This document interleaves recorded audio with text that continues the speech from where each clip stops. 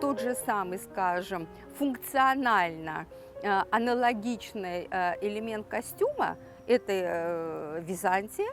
это мафорий, то есть белый плат, который женщины накидывали на себе на голову. Кроме мафория византийского, мы знаем, что в Древней Греции, то есть античные времена, женщины точно так же накидывали на себя, и это были белые покрывала, накидывали на себя такие головные большие покрывала, которые свидетельствовали о том, что это не рабыня,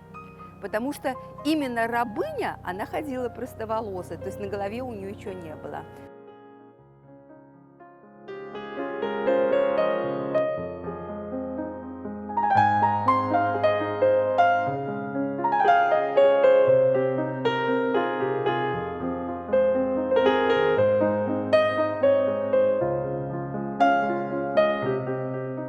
Мы видим вот это вот прослеживание традиций, начиная с античного времени, когда благородные женщины, не рабыни или не женщины свободного поведения, они обязательно должны были иметь, и причем это большей частью был головное такое покрывало, которое было большей частью именно белого цвета.